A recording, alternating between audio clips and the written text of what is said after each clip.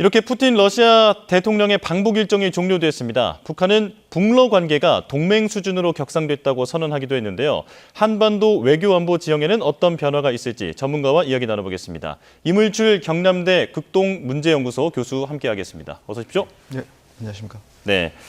자, 이게 양측의 이해관계가 맞았기 때문에 이렇게 전격적으로 정상회담이 성사된 것 아니겠습니까? 자, 이번 정상회담, 이 만남을 총평부터 해주실까요? 일단 이번 북러 정상회담의 결과는 지난해 9월 그 보스토치니에서의 북러 정상회담 이후 아주 치밀하게 또 정교하게 준비된 결과물이다. 예. 이렇게 말씀드리고 싶고요. 북한은 한마디로 러시아하고의 동맹을 통해서 한미 동맹에 대응하겠다. 이런 의미로 해석을 우선 할 수 있을 것 같습니다. 예. 자, 그러면 조금 더 쉽게 질문을 드려보겠습니다. 양측 입장에서 봤을 때는 이번 회담이 잘 된 겁니까? 북한과 러시아 입장에서요. 일단 최상의 결과물이라고 평가를 할 수밖에 없겠죠. 예, 예. 사실 이제 러시아 입장 그리고 북한의 입장이 지금처럼 상호 협력을 필요로 한 시기가 이제 없었다는 거죠. 그래서 이제 외신에서도 뭐 냉전 이후 가장 밀착을 지금 하는 그런 시기다고 지금 평가를 하고 있는 거 아닙니까? 예. 지금 러시아가 가장 우려하고 있는 것은 지금 미국뿐만 아니라 나토 차원의 어떤 그 집단 안보 체제에 의해서 상당한 지금 위협을 받고 있잖아요, 그죠? 그리고 북한도 마찬가지로 이제 한미일 군사 협력에 이제 대응해야 되는 그런 상황이고, 예. 그러니까 양국이 군사 협력을 통해서 자기들이 직면한 여러 가지 도전 과제들을 이제 극복해야 되는 그런 이제 과제가 있는 거죠. 예. 그런 맥락에서 상호 이해관계가 가장 일치한 지금 시기에 지금 있다 이렇게 평가할 수가 있죠. 네, 서로가 서로를 가장 필요로 할 때 만났다. 최상의 결과가 나온 것이다. 양측 입장에서는요. 이렇게 정리를 해주셨는데 이번에 보면 포옹도 많이 하고 또 운전도 번갈아 가면서 하고 또 자동차에서 어떤 상석을 양보하기도 하고 이런 여러 가지 밀착 행보를 보이지 않았습니까? 교수님께서 보시기에는 가장 인상적인 장면이 있을까요? 일단 제가 공개된 화면만 봤기 때문에 보다 내밀한 두 사람 간의 교류는 이제 볼 수가 없죠. 예. 근데 이제 지금 제일 강조하는 단어가 지금 우정입니다. 우정. 우정이요. 예, 북한과 러시아 간의 우정, 또 김정은 위원장과 푸틴 대통령 간의 우정을 강조를 굉장히 하는 거죠. 예. 심지어 푸틴 대통령이 지금 새벽에 도착한 거 아닙니까? 굉장히 어떻게 보면 외교적 결례를 했음에도 불구하고 네. 최상의 합의를 이제 도출을 했고, 이제 그러면서 최상의 이제 우정을 이제 보여준 건데, 제가 볼 때 가장 인상적인 장면은 역시 아마 공개는 안 됐지만 2시간 30분에 걸친 그 밀담이라고 봐야 될 겁니다. 그 밀담에서 아마 공개되지 않은 양국 간의 보다 긴밀한 협력 또는 그걸 또 합의했을 가능성도 있거든요. 사실 이게 이제 좀 이따 설명을 하겠지만 이 포괄적 전략적 이 협정이라는 것이 결국은 이게 이제 동맹 협정이나 같은 건데 네. 이 동맹이라는 것은 이제 선언을 했잖아요. 이제 선언을 했다고 하면 이 동맹을 구체화하는 단계는 지난한 과정이 또 필요를 하거든요. 이거 하나로 끝나는 게 아니라 이걸 뒷받침하는 동맹을 구체화하기 위한 상호 방위 조약 같은 경우도 체결돼야 되고, 또 과연 어떤 군사적 지원을 할 것인가 그 내용도 명확해야 되고, 또 군사 개입 시점도 또 명확해야 됩니다. 예. 그러니까 이 시점도 지난 1960년에 체결된 그 조소, 그러니까 북한하고 소련 간의 협정에도 보면 그 시점이 중요한 게 지체 없이 어느 한쪽이 공격을 받으면 지체 없이 개입을 하겠다는 거거든요. 예. 과연 이제 이번 이 포괄적 전략 동방제 협정에도 그런 시점이 명기가 되어 있느냐, 그럼 뭐 하게 되어 있느냐, 구체적인 군사 지원 내용도 포함되어 있느냐, 이런 부분들이 이제 저희들이 지켜볼 대목인데, 이런 부분들을 명확하게 하기 위해서는 계속 또 대화해야 되고 협상해야 되고 합의해야 되는 과정들이 남아 있거든요. 예. 그런 측면에서 이 두 사람의 그 내밀한 그 대화, 그 과정에서 우리가 또 얼마나 또 경계해야 될 새로운 합의들이 또 이루어졌느냐 이런 부분들을 주목해야 될 것 같습니다. 예, 그러니까 실질적인 동맹으로 발전하기에는 이제 교수님께서 보시기에는 아직은 갈 길이 좀 멀다라는 말씀이시잖아요. 자, 그렇다면 지금 김정은 위원장은 언론 발표를 할 때 그 동맹이라는 표현을 쓰더라고요. 그러면 이제 미국에서도 조금 전에 우려를 한다는 목소리가 나왔습니다만 이제 북러 관계를 동맹으로 보는 데는 조금 무리가 있다. 이렇게 해석을 하면 될까요? 동맹의 어떤 성립 조건은 제가 볼 때는 그냥 간단하게 보면 두 가지라고 봅니다. 예. 일단 공동의 적이 존재해야 됩니다. 공동의 적. 적이 존재합니다. 그러니까 지금으로서는 이제 미국을 겨냥하고 있다고 저는 보는데, 그리고 두 번째는 방금 설명했던 어느 한쪽이 공격을 받으면 자동적으로 군사 원조를 제공하는 그 정도의 조항이 들어가야 동맹으로 규정을 할 수가 있거든요. 예. 그리고 동맹의 수준도 굉장히 층이 다양합니다. 아주 낮은 단계의 동맹부터 또 높은 단계의 동맹도 있는데, 제가 볼 때 어떻든 이 그 어느 한쪽의 공격을 받으면 군사 지원을 하겠다는 내용도 들어가 있고, 네. 또 일종의 이게 이제 자동 개입 조항이잖아요. 그리고 명시적인 표시는 안 하지만 공동의 적을 지금 염두에 둔 그 협정이기 때문에 예. 이거는 어떻든 낮은 단계의 동맹이다 이렇게 규정하는 게 맞을 겁니다. 예, 낮은 단계의 동맹 정도로 이해를 하면 될 것 같습니다. 자, 그런데 푸틴 대통령이 그 기자회견을 할 때, 언론에 발표를 할 때도 보면 김정은 위원장과 약간 말의 뉘앙스가 좀 다른 것 같더라고요. 이제 김정은 위원장은 동맹이라는 표현을 직접적으로 사용을 했는데 푸틴 대통령은 약간 애둘러 표현하는 듯한 느낌이었습니다. 어떻게 보셨습니까? 이 부분은 크게 저는 주목할 부분이 아니라고 봅니다. 예. 이제 그 김정은 위원장 입장에서는 동맹을 더 강조하고 싶어 했을 거고, 푸틴 대통령 입장에서는 굳이 자신이 더 이걸 그 강조할 필요가 없다. 예. 이렇게 이제 판단했을 가능성이 있거든요. 그 중요한 것은 어떻든 푸틴 대통령이든 김정은 위원장의 지금 쏟아내고 있는 많은 발언들을 종합해 보면 최상의 군사 협력 가능성을 일단 열어놓고 있다. 예.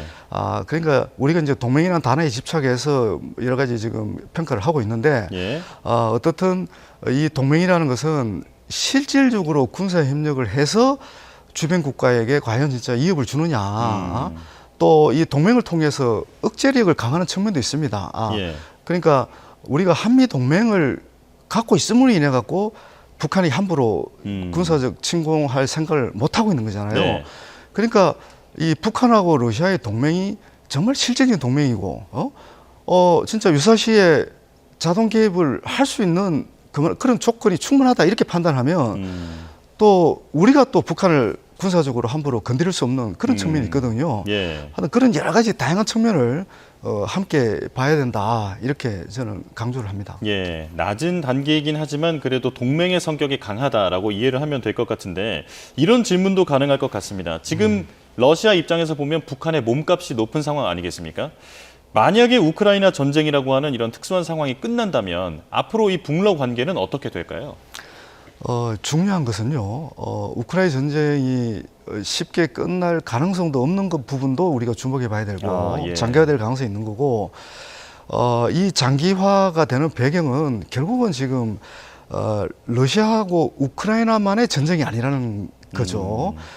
결국은 러시아하고 미국, 또 서방, 또 좀 더 구체적으로는 나토 회원국, 예. 굉장히 이게 지금 확장된 전쟁이거든요. 예. 이 전쟁, 그러니까 우크라이나 전쟁이 끝난다고 하더라도 과연 이 서방 세계가 러시아를 신뢰하겠느냐? 특히 이제 미국하고 러시아 관계가 단기간 내에 회복될 가능성이 있는가? 그걸 봐야 되거든요. 그 예, 구조, 예. 큰 구조를 봐야 되거든요. 근데 그 가능성이 적다는 게 저의 판단인 거고, 예. 이제 그런 맥락에서는 이 북한과 러시아 간의 이런 동맹 수준의 협력은 장기화될 가능성이 더 높다. 단기간에 끝날 성격의 그런 협정이 아니다. 예. 이렇게 저는 봅니다. 네, 우크라 전쟁이 길어질 것으로 보이기도 하고 그 이후에도 이미 구도가 형성이 됐기 때문에 네, 러시아 입장에서는 북한이 계속 필요할 것이다. 네, 이렇게 말씀을 해주셨는데요. 자, 러시아 외무장관이 이번에 북러 상호 지원 조약 이 부분을 지금 서방에서는 이제 자동 군사 개입 조항으로 이제 의심을 하면서 우려를 하고 있지 않습니까? 이 부분에 대해서 외무장관이 방어적인 성격이라고 얘기를 했습니다. 이건 어떤 의미에서 나온 말일까요? 이 부분이 이제 제가 앞서 설명한 내용하고 맥락하고 일치하는 부분인데, 이제 이 동맹은, 쉽게 말해서 북한이 군사적 공격을 받지 않는 한, 예. 이건 작동하지 않는 거다. 그러니까 오직 어느 한쪽이 군사적 침공을 당했을 경우에만 러시아가 군사적인 원조를 한다는 거지. 조건부라는 그렇죠. 거예요. 예. 그러니까 북한이 공격을 받지 않는 한, 이 조약은 사실은 어떻게 보면 크게 우려할 내용이 아니다. 이걸 지금 강조하는 거고, 예, 예. 또 유엔 헌장 51조를 지금 언급을 하고 있잖아요. 예. 그 유엔 헌장 51조가 이제 유엔 회원국이 무력 공격이 있을 경우 개별적 집단적 자위권을 가질 수 있다고 했는데, 여기서 이제 개별적이 아니라 이제 집단적 자위권에 관련된 부분에서 북한하고 러시아의 동맹, 뭐 또 다른 동맹이 개입을 해서 북한을 방어할 수 있다. 예. 집단적 자위권을 행사할 수 있다. 함께 자위권을 행사할 수 있다. 이제 이런 걸 지금 강조하는 거예요. 그래서 일단 이 강조점의 핵심은 북한이 군사적 침략을 당하지 않는 한, 예. 집단적 자위권 조항이든 또는 자동 개입 조항이든 이것은 작동이 안 될 수 있다. 그래서 이건 방어적이다. 그러니까 먼저 공격하기 위한 동맹이 아니다. 네. 우리는 방어용 동맹이다. 그걸 이제 강조하는 발언이라고 저는 봅니다. 예. 말씀을 들어보니까 어떤 선을 지키기 위해서 좀 부단히 애를 쓴 듯한 느낌인데, 우리 대통령실이 그 푸틴의 방북에 앞서서 러시아에게 선을 넘지 말라라는 얘기를 하지 않았습니까? 레드라인을 이제 선을 밟았다 혹은 넘었다라고 생각하십니까? 일단 경고음이 울렸다고 봐야 되겠죠. 레드라인을 확실히 넘었다고 평가하기에는 조금 이런 측면이 있습니다. 예. 그게 이제 제가 앞서 설명했던, 우선은 이제 이렇게 동맹을 선언을 했는데, 이 선언이 향후 어떤 후속 조치를 통해서 이제 구체화되고, 그 후속 조치가 이 한반도 안보에 이제 얼마나 위협을 주느냐, 우리 안보에 실질적으로 영향을 주느냐, 이제 이런 부분들을 이제 평가를 해야 되겠죠. 그러면 이제 이거는 정말로 선을 넘었다 이렇게 보는 건데, 이 핵심, 이 선의 레드라인의 핵심은 제가 볼 때는 결국은 이제 북한이 지금도 핵과 미사일을 계속 개발하고 있는데, 러시아하고의 이제 군사 협력, 특히 이제 러시아가 얘기하고 있는 군사적 기술 지원을 통해서 이 역량이 눈에 띄게 개선이 되는 거예요. 예. 지금도 상당히 이렇게 우려할 만한 그 핵미사일 역량을 지금 과시하고 있는데, 이제 그 포괄적 전략 동반자 협정 이후에 북한의 핵미사일 역량이 눈에 띄게 달라졌다. 뭐 당장 북한의 군사 정찰 위성이 성공적으로 발사되기도 하고, 예. 또 여러 가지 그 기능이나 역할들이 또 이전하고는 질적으로 달라졌다. 이런 평가를 우리가 하게 되면 결국은 이제 레드라인을 넘는 그런 하나의 이제 조치가 될 수가 있는 거죠. 예, 예. 그래서 단순하게 볼 부분은 아닌데, 어떻든 북한은 이미 레드라인 가까이 와 있다. 이렇게는 평가할 수 있을 것 같습니다. 예, 향후 움직임이 더 중요하다. 네, 이렇게 볼 수 있겠는데요.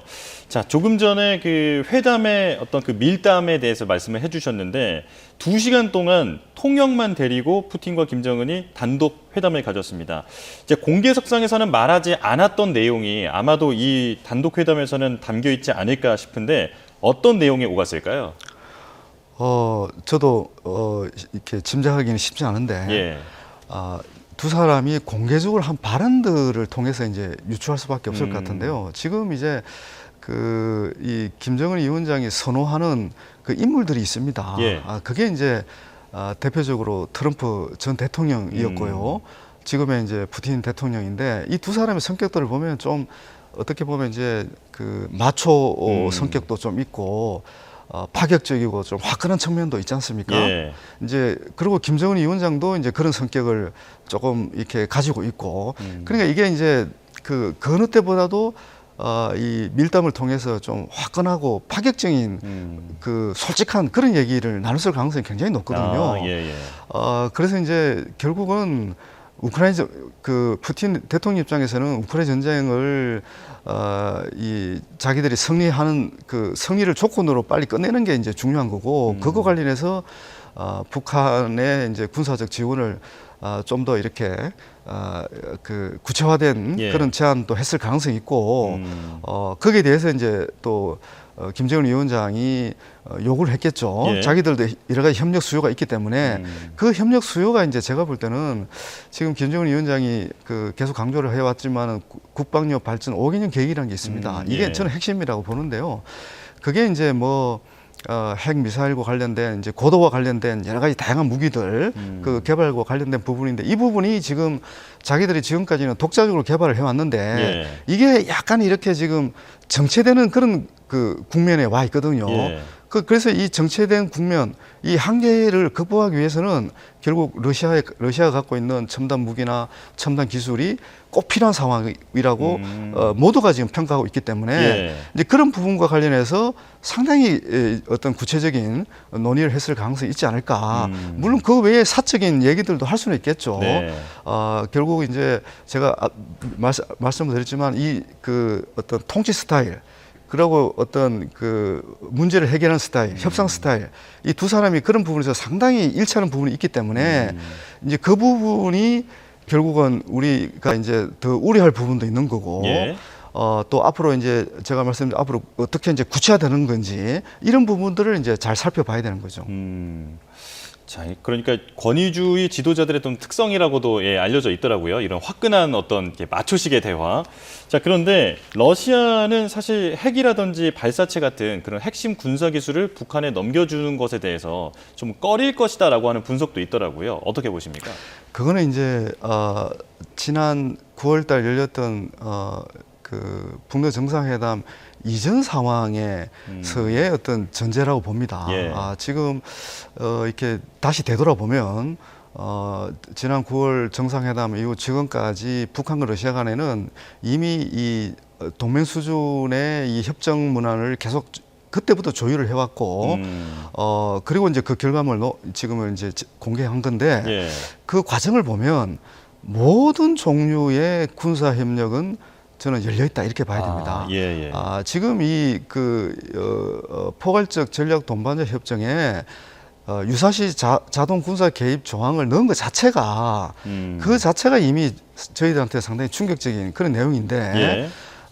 첨단 기술이라고 북한에 대한 제공을 좀 고려를 하고 재고를 하고 이럴 상황이 지금 아닌 것 같습니다. 그러니까 이 협정 체결 이후에 한반도 상황 또 우크라이나의 그 상황 이런 것들이 어떻게 전개되느냐에 따라서 북한과 러시아 간의 군사 협력 수준도 달라질 거다. 이렇게 봐야 될 겁니다. 그러니까 지금 딱 고정되어 있는 게 아니고 지금 정세가 굉장히 유동적이잖아요. 예. 그 유동적인 정세에 발맞추면서 아주 그 전략적 소통을 강화하면서 임팩트 있는 군사적 대응을 공동의 대응을 할 가능성이 높다. 저는 그렇게 평가를 합니다. 예.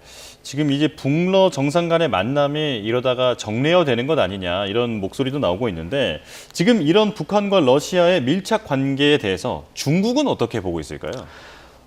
이제 많은 얘기가 지금 나오고 있는데 중국은 이제 한반도 정책과 관련해서 3원칙을 계속 강조를 했습니다. 예.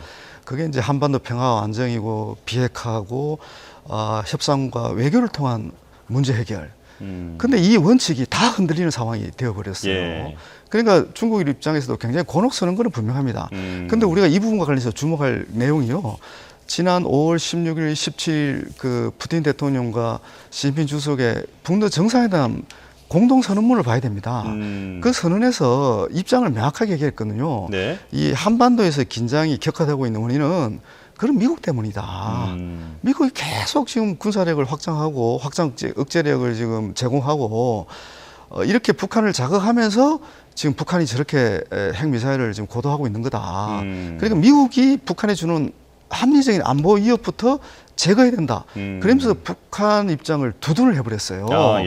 그러면서 이제 간접적인 북중로 연대를 과시한 그런 성격이라고 지금 국내외 전문가들의 평가를 이미 했거든요. 그 사이에 중국 입장이 달라졌을까? 저는 그 부분에서 회의적이고요. 예. 그렇지만 중국은 이런 상황이 반갑지는 않다. 왜냐하면 이제는 아마 미국이 이제 한미 동맹도 더 강화할 거고, 더군다나 한미일 삼각 군사 동맹을 또 구축하려고 하는 그런 시도를 할 가능성도 상당히 높거든요.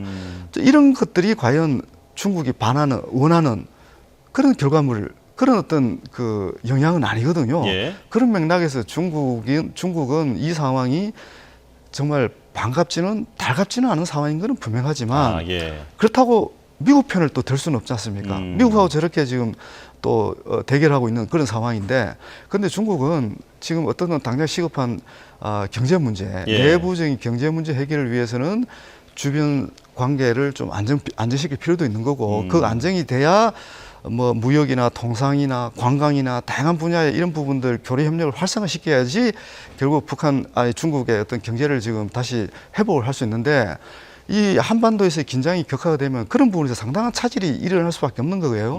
그러다 보니까 적절한 지금 어떤 수위에 지금 반응을 하고 있는 건데, 이제 근본적으로 중국은 미국의 이 한반도 정책 또는 이 전 세계의 어떤 이 군사력을 통해서 이 질서를 유지하려고 하는 이런 정책을 바꿔야 된다.